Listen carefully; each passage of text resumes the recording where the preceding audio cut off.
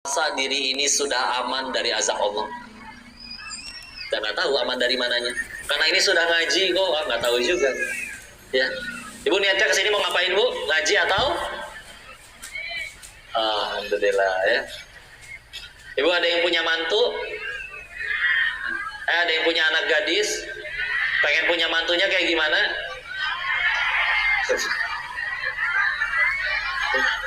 Insyaallah. Ada yang belum nikah? Pengen dapat suaminya kayak gimana? Sing soleh, jangan kayak Kodenis banyak dosanya ya. Tak kayak Kodenis pergi ke Thailand lagi. Ya. Insyaallah. Hati-hati ya. Ini mah bukan nyingsieunan Bu. Di sini teh pakai bahasa Sunda gak sih? Enggak ya. Nakut-nakutin. Ini bukan nakut-nakutin ya.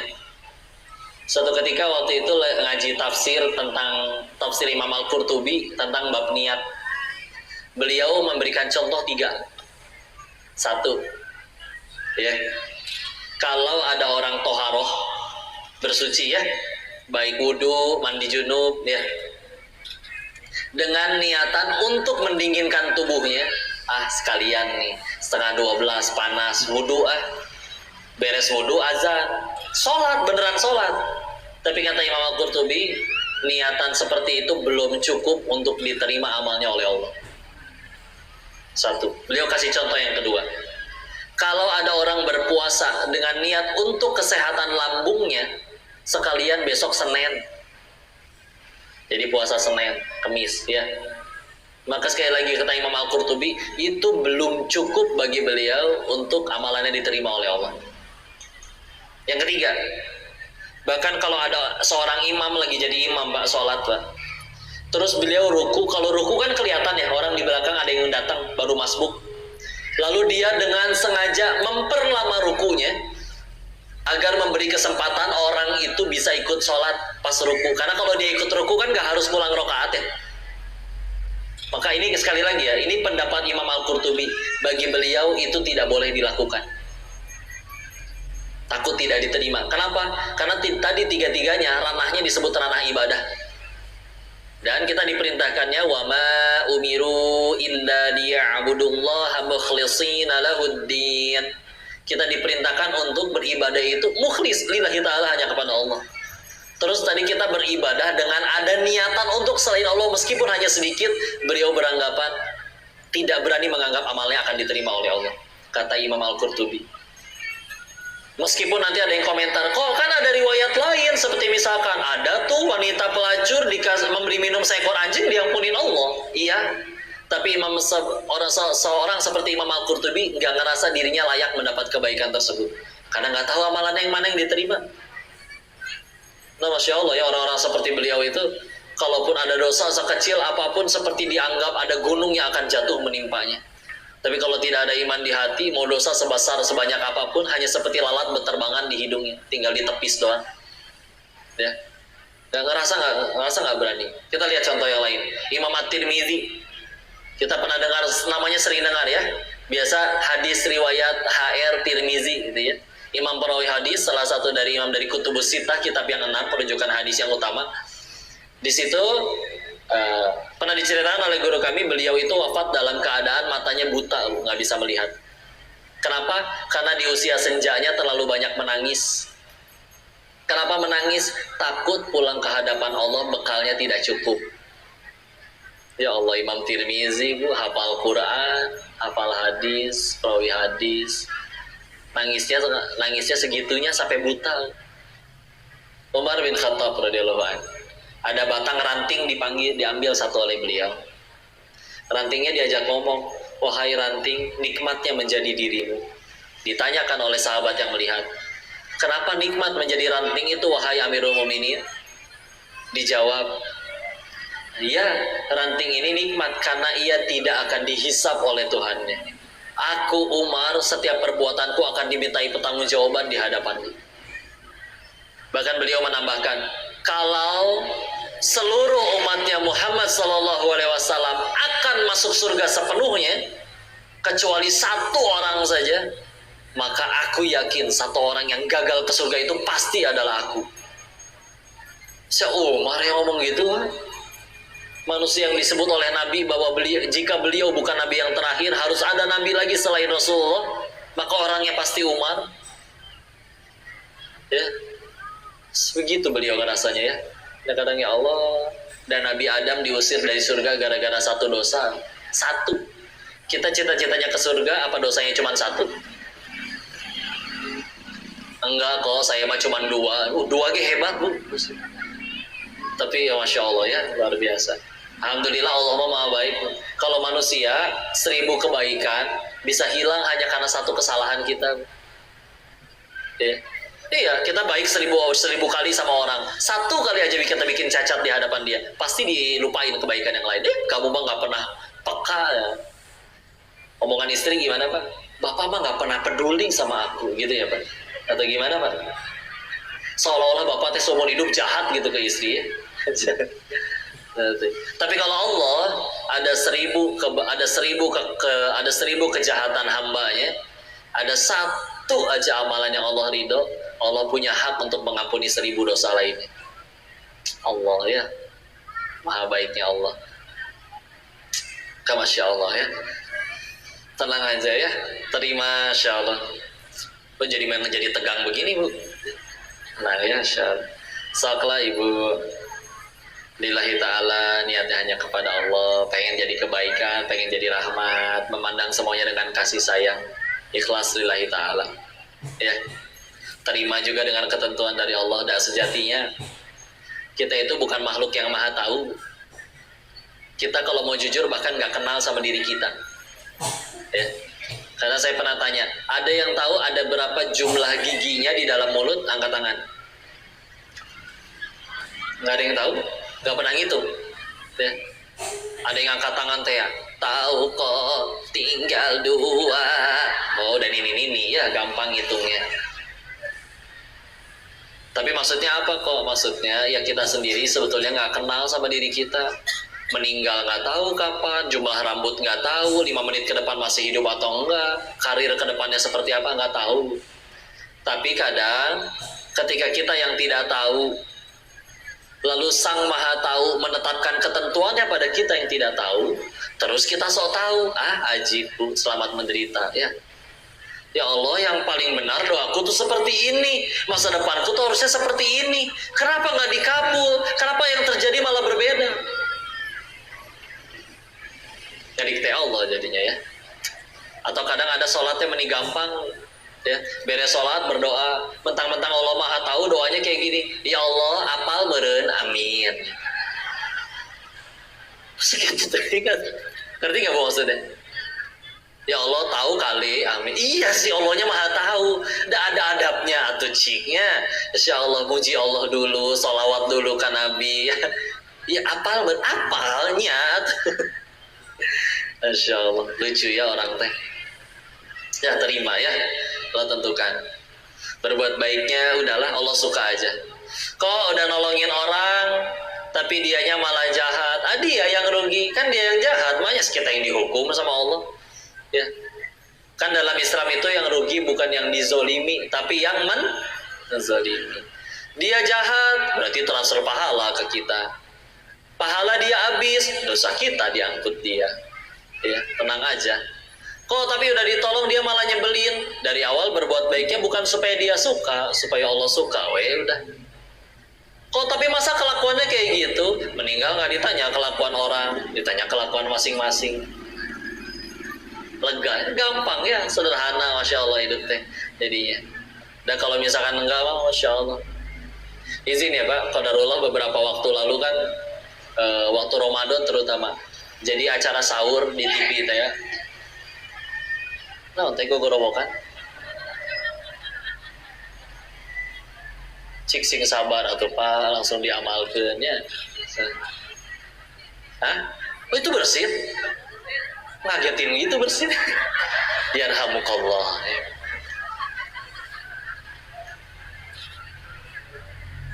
Masya Allah. Kalau di kuburan yang ditanda bawah tanah bangun lagi kayaknya. Ya.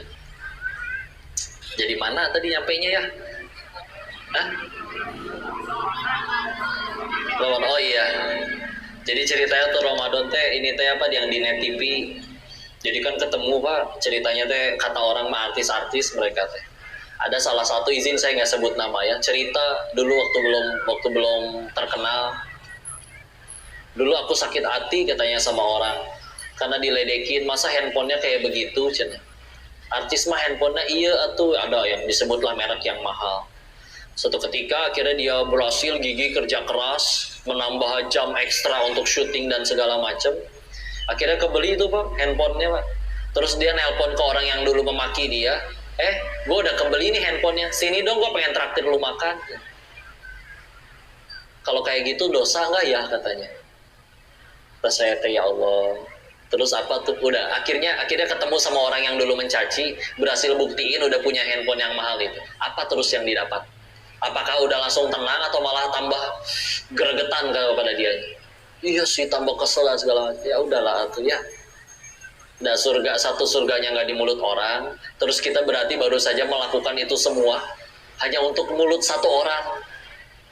Apa nggak capek gitu ya? Dan satu dunia memaki kita sampai jeding mulut mereka.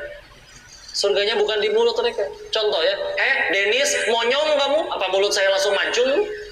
Enggak gini weh, udah. Malah mulut dia yang harus maju. Coba nyebut kata monyong tanpa majuin bibir.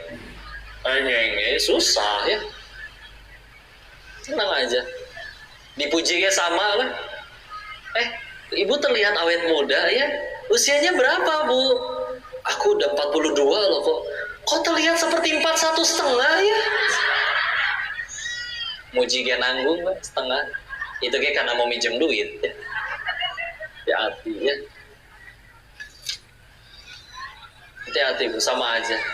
Udah lah mulut orang, makanya kadang ya Allah sampai disebutkan kan kebutuhan manusia itu kalau di zaman sekolah yang saya tahu cuma ada 3 Bu, sandang, pangan, papan. Ada yang ketiga ternyata, kebutuhan ingin diakui orang lain. Ya, apakah buktinya kaki kita ada berapa? 2. Berarti butuh alas kaki berapa? 2. Kenapa ada yang punya 50 pasang? Ya. Koleksi kok, jualan ya mangga. Bukan berarti nggak boleh punya ya. Tapi kalau misalkan belinya untuk dipuji makhluk, capek nanti.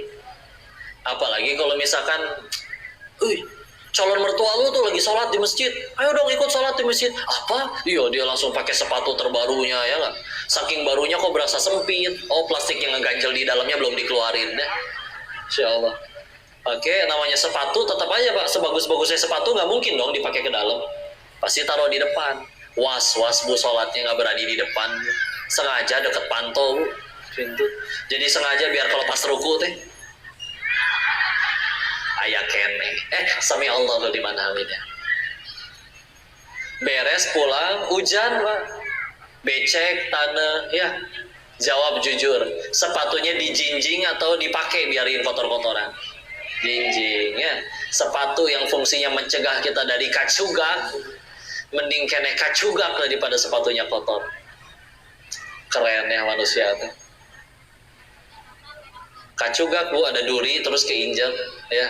Bahasanya si koko lah ya mah ya. Rujit, rusak melejit. Lupakan informasi tidak penting ini ya. Yang juga lucu, jam tangan. Apa fungsinya jam tangan? Untuk ngelihat waktu ya. Berarti kalau untuk ngelihat waktu doang, itu jam tangan yang di pasar yang di etalase yang 50 ribuan, meskipun gambarnya Dora ya gitu-gitu. Bisa nggak buat ngelihat waktu? Bisa ya. Tapi di Jakarta mah Pak ada Pak jam tangan teh 5 miliar Pak. Ada yang beli lagi. Beli rumah 10 mana di sini mah ya. Insyaallah 5 miliar Pak. Enggak, kalau kita belinya jam mobil mahal sama mobil murah, dan benar mobil mahal teh larinya lebih kencang daripada yang murah. Coba jam tangan atau ya. Emang jam tangan mahal muternya lebih kencang daripada yang murah? Pak, jam tangan Bapak 5 miliar teh apa kelebihannya? Ini 1 jamnya setara 5 menit kok. Atau rusak. Apa yang dipakai? Ya gitu ya. Orang udah suka nge-gym Pak. Pasti suka pakai baju yang ketat-ketat ya. Nunggunya nanti kalau ditanya toilet di mana. Toilet di mana biar kelihatan ototnya nonjol ya. Udah gampang. Toilet di mana Tuh, selesai ya. Capek banget itu dah. Izin ya. Waktu masih tinggal di Thailand, memang di sana sebagian orang ngelihat itu dari penampilannya. Dan kadang kan yang paling menyakitkan tuh adalah orang yang udah beli mahal, tapi orang nggak percaya itu mahal. Kan lebih gondok lagi itu. Ya. Terus ada satu orang yang memang di sana kawan kami, memang dia ya kurang pantas gitu ya, pakai yang mahal-mahal ya. Jadi orang teh nggak percaya. Maka untuk menanggulangi dia dicaci sama orang, padahal dia udah beli jam tangan yang bagus, yang mahal, itu stok pembelian jam tangannya di kantongan kemana-mana. Setiap kali dihina ditunjukin, ganti celana ikut bu bonnya. Ripuh tuh nyariin celana, mana celana gue yang tadi? Kenapa sih ada handphonenya, ada pasportnya hilang, KTP enggak, bon pembelian jam tangannya itu masih di situ ya. Tapi namanya netizen ya, begitu ditunjukin juga, itu bonnya siapa itu kamu bawa? Gak ada yang percaya tetap ya. Kan kalau Allah mah maha benar Allah dengan segala firman-Nya. Kalau netizen gimana? Maha benar netizen dengan segala komennya. Wah, gak bisa dilawan lah netizen apa. Makanya kata Ali bin Abi Thalib karamallahu wajhah radhiyallahu anhu udah tegas ya, gampang ya. Yaitu kita gak perlu capek-capek menjelaskan siapa diri kita. Yang udah sayang sama kita gak butuh itu. Yang udah benci sama kita gak akan peduli dengan hal itu. Tenang aja. Dan surganya bukan di mulut orang. Udah terima. Karena kalau tidak terima, udah mah ketentuan, udah mah yang kita inginkan belum tentu baik. Jadi bisa jadi kalau ada doa nggak dikabul, pertolongan tuh. Kayak anak-anak kecil sukanya makan coklat. Giginya sakit gigi. Udah sakit gigi masih minta coklat. Ibu kasih coklat nggak bu? Udah sakit gigi tapi masih minta dibeliin coklat. Ibu beliin nggak? Nggak. Si anak teh ngambek, mama pelit, beli gelang emas we bisa ya. Aku mau minggat dari PAUD ini. Minggat dari PAUD. Tengah siang-siang lapar pulang lagi. Minggat dari PAUD, terus tetangga ngeliat, ibu kok anaknya minta coklat nggak dibeliin, ibu benci ya sama anaknya. Ibu nggak beliin coklat karena benci atau sayang? Sayang, nah anak udah sakit, nggak pengen tambah parah. Ya, sama kalau ada doa kita yang belum dikabul gitu juga. Bukan Allahnya benci, bisa jadi itu teh pertolongan. Kata siapa keinginan kita itu paling baik. Yuk jujur-jujuran ya. Kita manusia punya keinginan tidak? Ya. Allah punya keinginan juga tidak? Punya. Allah ingin kita selamat, tenang dan lain-lain. Ya. Terus jawab dengan jujur. Dari akil balik hingga detik ini, kita lebih banyak ngejar keinginan Allah atau keinginan diri sendiri? Diri sendiri. Jawab lagi dengan jujur. Yang udah ngejar keinginan diri sendiri, bahkan ada yang sudah tercapai, pengen kaya beneran kaya, pengen sukses beneran sukses, pengen populer beneran populer. Apakah setelah itu semua tercapai, bahagia seutuhnya tanpa pernah sedih dan kecewa sedikit pun?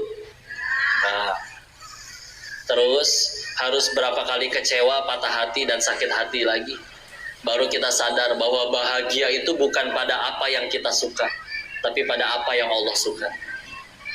Ya. Pernah ngelihat orang kaya stres?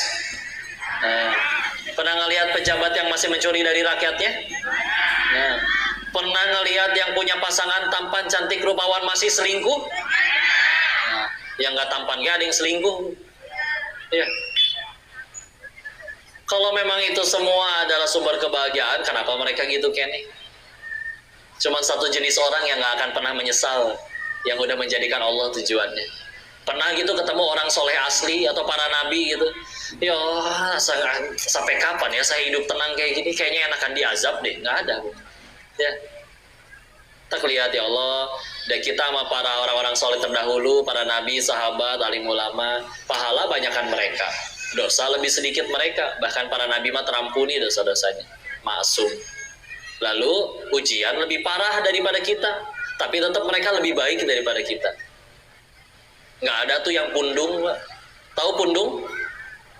Istilah pundung tahu? Ngambek. Kebayang kalau nabi kita pundungan, Pak? Wahai Rasul, kenapa engkau tidak berdakwah hari ini? Ambung, kamu digini lekwai, gue baturnya jadi hati. Kurang masuk ya kalau pakai bahasa Sunda. Ya. Enggak, masa nabi pakai bahasa Sunda, Bu? Ya. Tapi udah nabi mah ya Allah jelas ya. Jangankan dicaci, dimaki, bersatu seluruh jin dan manusia ingin mencelakai, Allah tidak berikan izin, gak akan, selai rambut pun gak akan jatuh. tenang we lempeng ya. Sok ya Bu terima ya. Kadang insya Allah, karena kalau tidak menerima ketentuan Allah, oh berat Bu semua. Pengen selalu terlihat langsing setiap kali foto, tahan nafas ya. Berhasil terlihat langsing, dilihat fotonya wajahnya jadi biru, kekurangan oksigen. Ulangi. Akhirnya dia ganti gaya miring gitu ya. Bu boleh tanya nggak Bu? Kenapa ibu-ibu teh kalau foto suka diulang-ulang, dan mukanya mah sama aja Bu, nggak akan berubah ya? Hah? Saya pengen survei ya. Ibu foto 10 orang, yang 9 senyumnya sempurna, tapi ibu merem sendiri. Pengen diulang nggak fotonya? Oh gitu kan? Foto kedua 10 orang yang sama, yang 9 merem, tapi ibu senyumnya sempurna. Itu yang diposting ya? Egoisnya. Coba lihat fotonya, bagus apaan gua merem begini gitu. Yang dilihat ternyata hanya wajah ibu sendiri. Insya Allah. Terima kasih telah menjawab dengan jujur ya. Insya Allah. Ini ibu-ibu tuh ras terkuat di muka bumi.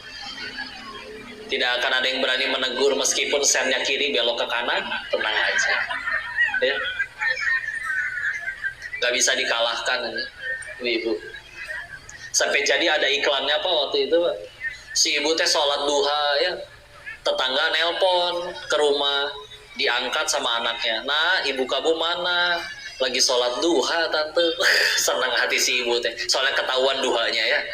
Dan beres sholat si anak teh dibelai, anak ganteng, pinter, soleh, nih uang jajan. Bingung si anaknya, saya kenapa dikasih uang jajannya? Tapi diterima ya. Besoknya si ibu teh keasikan nonton, jadi sholat asarnya 5:30 ya. Tetangga nelpon lagi.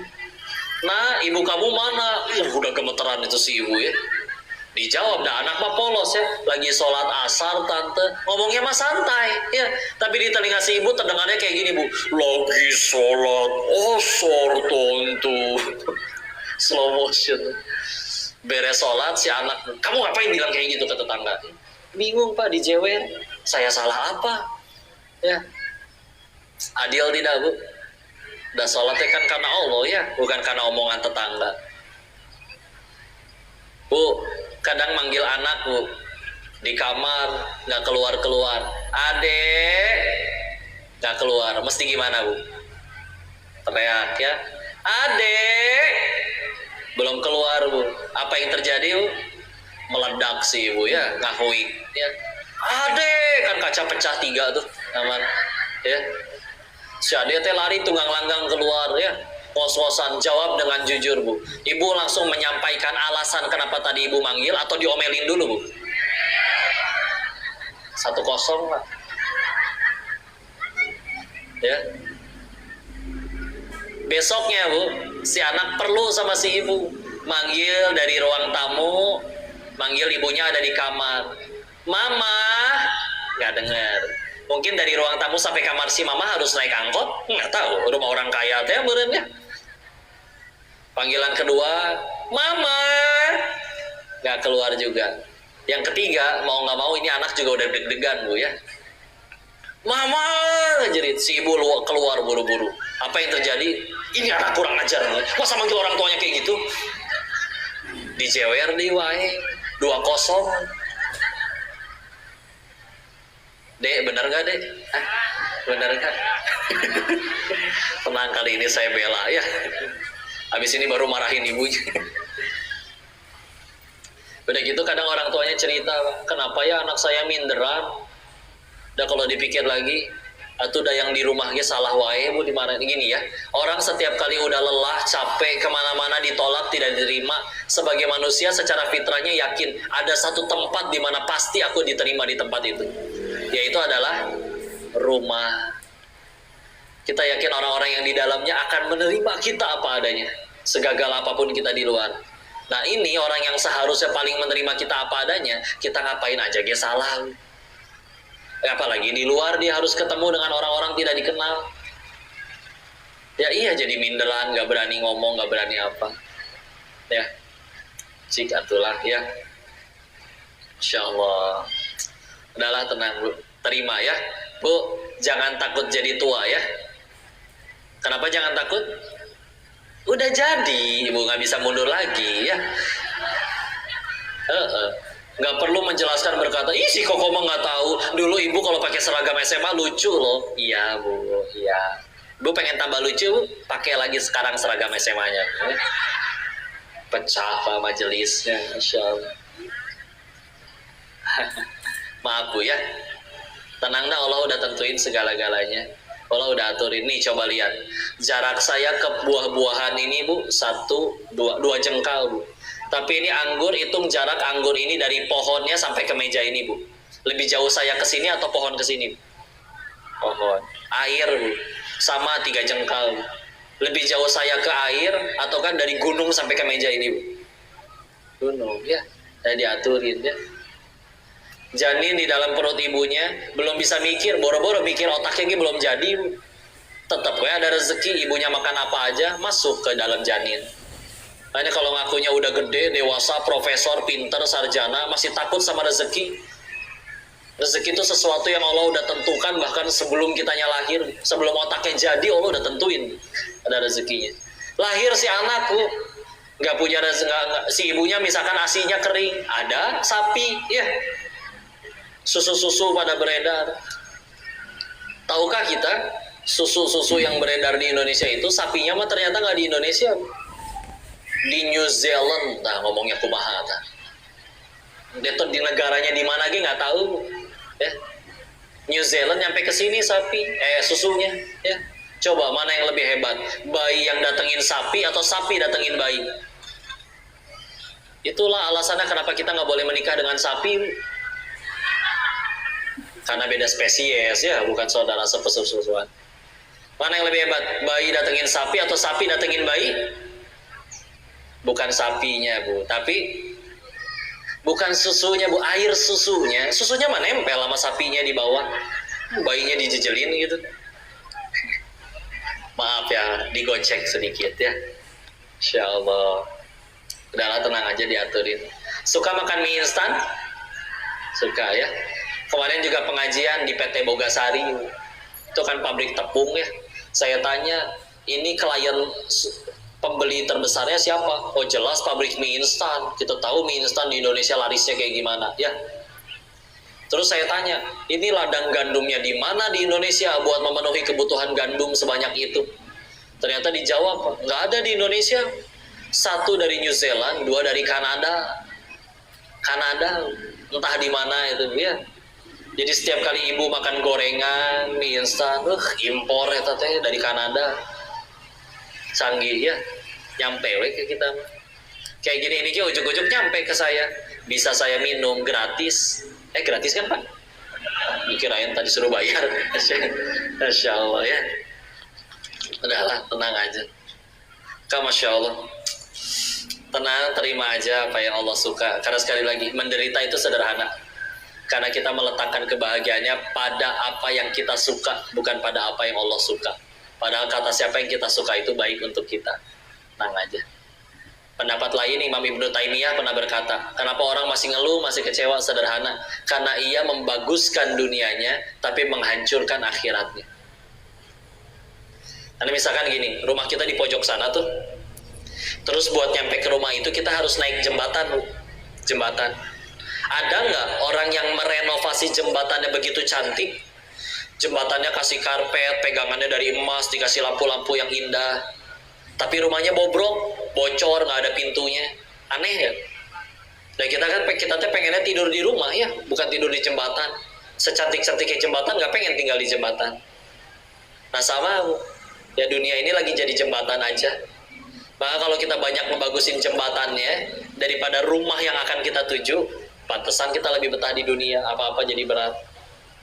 Padahal mau sepahit apapun, Allah yang maha baik nggak akan menyia-nyiakan kepahitan seperti apapun, sedikit pun nggak akan ya. Jangankan hal-hal yang membuat kita menangis, jalan kelingkingnya nyenggol batu, kalau itu sakit pun itu gugurin dosa ya.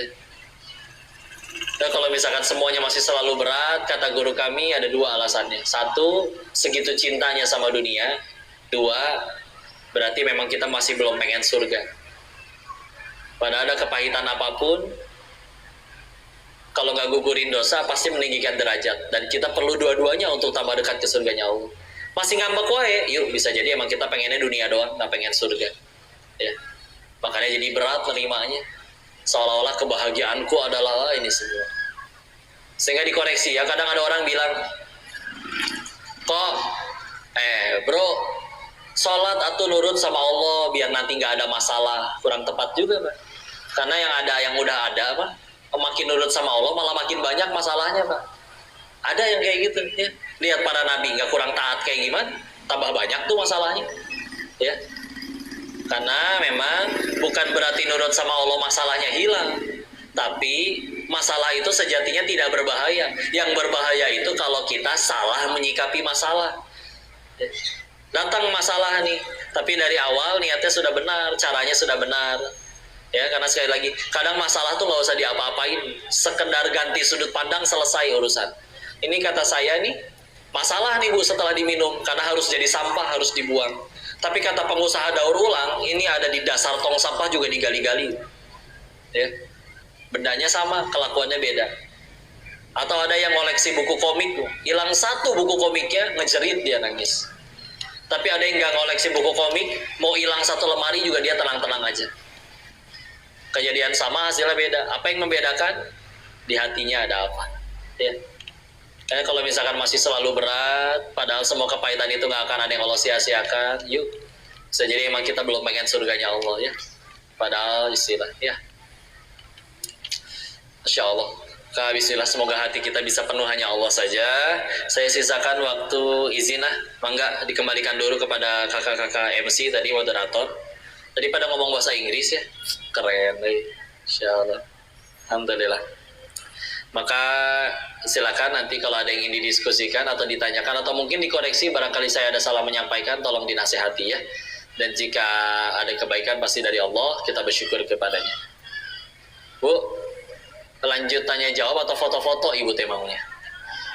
Hah? Oh foto kok, meni jujur. Ya. Ya soklah dikembalikan aja, terserah kepada MC-nya mau ngapain aja ya. Enggak. Oh, boleh sambil diminum kan? Izin ya.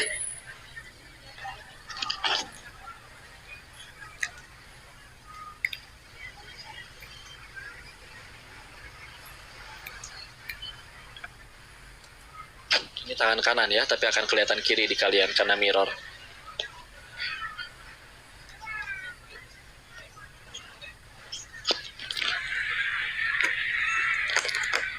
Ada cukup sudah? Doa kafaratul majlis. Hah? Ya ibu-ibu silakan yang mau bertanya. Ya, baik silakan.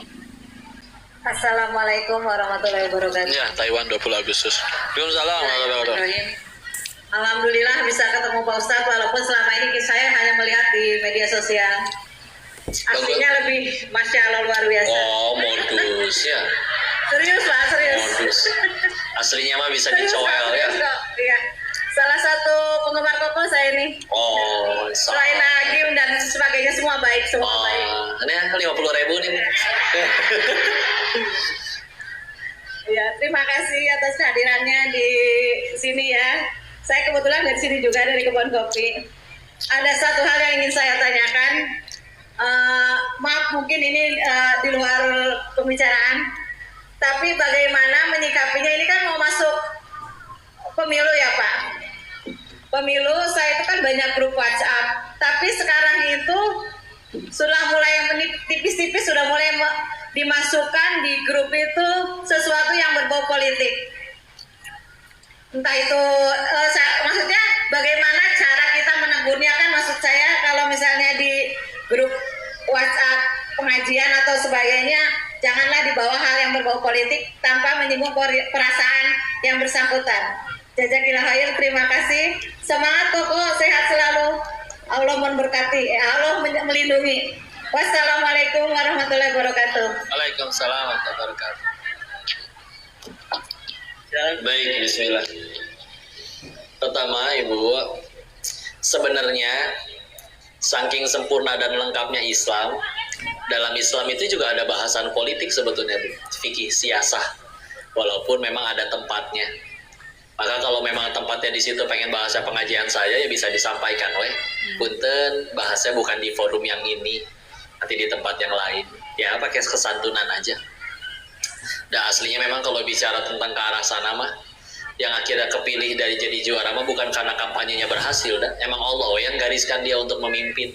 Ya, mau dia nggak mau dipilih jadi pemimpin, kata orang harus mimpin. Ya, mau dia ngoyo setengah mati pengen jadi pemimpin, kata Allah nggak ada garisnya mimpin, nggak akan kepilih juga. Ya, jadi ya sikapin dengan bijak aja lah, gimana caranya semuanya tetap jadi manfaat, jadi kebaikan.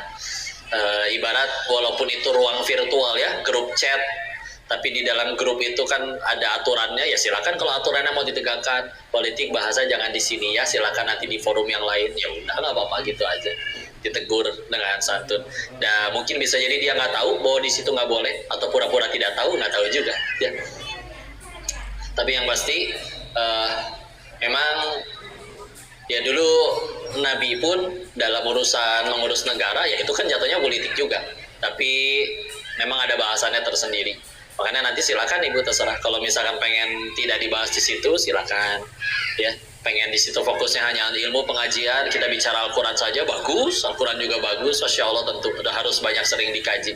Ya, jadi ya udah kita hanya bisa menyampaikan, mengingatkan, nggak bisa mengendalikan orang juga istilah. Tapi selagi kitanya niatnya benar, hatinya benar, tulus, mau orang seperti apapun responnya, yang kita kejarkan bukan supaya mereka suka, tapi supaya Allah suka. Tenang aja, bismillah. Ya. Kalau alam bisawab ya bismillah. Dan nanti kalau misalnya nanti akhirnya harus tahun pemilihan, ya istiqoroh lah, pilih mana yang terbaik. Ya. Semoga semuanya dibimbing oleh Allah, bisa jadi hamba-hamba Allah yang taat, takwa, soleh-soleha semuanya insyaallah. Wallahu a'lam bishawab. Gitu Bu. Terima kasih Ibu, sing sehatnya. Baik, karena waktu terbatas, mungkin satu pertanyaan lagi dari Bapak-bapak. Ada yang mau bertanya? Bapak, ya silakan. Bismillahirrahmanirrahim. Assalamualaikum warahmatullahi wabarakatuh. Waalaikumsalam warahmatullahi wabarakatuh. Maksud mau tanya sedikit. Tafadhol. Kita itu kan ibadah mengharapkan ridho dari Allah. Pahala harapan kita. Yang saya mau tanya itu surga dan neraka itu adalah hadiah. Kita ibadah ini sebetulnya untuk mengharapkan ridho dari Allah. Bonusnya surga, kita berbuat dosa, masuk neraka. Contohnya gini, saya ada lagu tuh yang waktu itu lagunya Ungu ya. Krisya. Kalau Allah tidak ciptain surga dan neraka, apa kita masih rajin untuk Jika beribadah? surga dan neraka tak pernah ada, masihkah kau bersujud kepada? Maksud saya segitu. Kalau kita ibadah nih, saya tujuannya saya hanya ingin masuk surga, apa sudah termasuk kategori baik, atau saya berbuat jahat takut neraka, itu apa Pak Ustadz? Baik, bismillah. Saya rangkumkan ya. Maksudnya, kalau kita beribadah ingin surga dan takut sama neraka, apakah sudah termasuk ikhlas? Gitu mungkin ya. Dulu itu pernah ditanyakan juga kepada guru kami, bahwa kalau dia beribadah karena ingin surga dan takut dengan neraka, bismillah, itu pun masih digolongkan ikhlas. Tapi memang, kalau kata bahasa ininya mah, ikhlas yang paling rendah. Karena ada tingkatan ikhlas yang jauh lebih tinggi, ya beribadah hanya karena Allah suka, udah gitu. Ya. Ada beberapa bahasan kayak di kitabnya Syekh Ibnu Athaillah As-Sakandari di dalam kitab Al-Hikam, beliau mengutip salah satu pendapat ulama di situ bahwa orang ini ditanya, kamu pilih mati sekarang, surganya langsung surga Firdaus, atau pilih sholat sunnah 2 rakaat? Maka si wali Allah ini memilih, aku lebih memilih sholat sunnah 2 rakaat. Kenapa? Satu, dia nggak berani kepedean, dirinya layak ke surga Firdaus. Dan juga itu adalah haknya Allah menurut dirinya. Tapi kalau sholat adalah momen dimana dia ngerasa paling dekat dengan Tuhannya. Makanya sampai dia lebih pilih sholat sunnah daripada surga. Ya, ada bahasan seperti itu. Ya, sehingga ya memang ada tingkatan yang para nabi ya. Atau seperti dari riwayat yang izin saya lupa nama kitabnya, dijelaskan oleh guru kami, menjelaskan bahwa ada orang yang malaikat melihat bahwa di lauh mahfuz orang ini akan tidak masuk surga. Padahal begitu dicek orangnya ahli ibadah. Maka disampaikanlah kepada orang ini, kamu istilahnya mah Aisyah buat apa tuh ya capek-capek kalau misalkan ujung-ujungnya nggak ke surga juga. Tapi begitu berapa lama kemudian akhirnya ngelihat lagi ketemu sama orang itu, orangnya masih taat ibadah. Ditanya kan, kok masih taat beribadah padahal sudah dibocorin gitu. Maka dijawab lagi orang itu bahwa beribadah, bahwa surga dan neraka itu haknya Allah, dan beribadah itu memang adalah tujuan Allah menciptakan aku di dunia. Udah weh, sesederhana itu. Wa ma khalaqtul jinna wal insa illa liya'budun, Az-Zariyat ayat 56. Maka dari situ emang aslinya ibadah. Dan makanya ketika kita bicara masuk surga pun nanti, apakah karena pahala kita atau karena rahmat Allah? Rahmat Allah. Ya. Karena kalau bicara pahala kita nggak tahu yang mana yang diterima. Ya. Sedangkan tadi setiap dosa layak Allah ganjar kematian detik itu juga. Tapi Masya Allah, Allah masih mengizinkan hamba-hambanya diberikan rahmat untuk bisa mendapat kebaikan, ya sudah. Maka yang saya ketahui tadi ya, kalau misalkan masih karena surga atau takut sama neraka, bismillah itu masih tergolong ikhlas. Tapi yuk teruskan sampai ke tingkatan ikhlas yang lebih tinggi, yaitu tadi yang beribadah hanya mengharapkan sekedar Allah suka aja udah. Karena kalau misalkan tujuannya sudah ke arah sana, kan tujuan itu yang bikin orang jadi kecewa atau tidak nanti ya. Orang kerja tujuannya duit, gajiannya telat, pasti dia sedih. Tapi kalau orang tujuannya lillahi ta'ala pengen bantuin orang karena dia cinta dengan istrinya ini, atau sayang kepada ibunya ini, ibunya nggak pernah ngegaji dia pun nggak pernah sedih. Karena emang tujuannya karena sayang aja udah itu. Nah sama kalau kepada Allah, kalau yang dikejarnya, ditujunya adalah benar-benar Allahnya suka, nah masalahnya Allah maha baik, nggak pernah menyia-nyiakan sedikit pun apapun itu. Ya, jadi lebih plong, dianya lebih lega. Ya, dan pengen sih punya tingkatan nyampe kayak gitu. Seperti kalau baca kitab-kitab orang-orang soleh terdahulu ya, tadi hatinya Umar seperti itu, hatinya Imam Tirmizi seperti itu. Tapi ya bismillah, mohon minta tolong kepada Allah. Mudah-mudahan agar yang ya Allah Engkau izinkan amalanku diterima saja itu sudah luar biasa. Ya. Karena sekali lagi Allah saking maha baiknya Allah mah 1000 kejahatan kita, ada satu aja amalan kita yang diridhoi olehnya. Allah punya hak tuh buat menghapuskan 1000 dosa yang lain. Ya, jadi semoga semakin hari semakin kita menyadari bahwa tidak ada yang lebih penting dari rahmat dan ridhonya Allah. Dan balik lagi, sampai tadi ada yang beranggapan kalaupun hanya surga dan neraka bonus, ya sudah nggak apa. Ya, karena emang Allahnya maha adil, dan alhamdulillah dengan keadilannya tersebut kita tidak akan dizolimi sedikit pun. Ya, Wallahu a'lam bishawab, mudah-mudahan bisa menjawab pertanyaannya. Cekap? Cukup insyaallah. Baik insyaallah. Ngapain lagi berarti? Tutup doa atau langsung apa? Saya cara lagi. Berarti saya turun dulu aja ya. Baik, yang dirahmati Allah, ayah, ibu, saya izin memohon maaf sebesar-besarnya atas segala kesalahan, kekurangan, seluruhnya murni datang dari kebodohan dan kekurangan diri ini. Mohon keridhoannya untuk dimaafkan, ya. Dimaafkan tidak? Ya. Dan tolong dinasehati, didoakan. Mohon doanya dari bunda-bunda sekalian, dan jika ada kebaikan pasti dari Allah dan kita bersyukur kepadanya. Ya, nanti akan dikembalikan kepada pembawa acara. Saya izin pamit. Wabillahi taufiq wal hidayah. Barakallahu fikum. Assalamualaikum warahmatullahi wabarakatuh.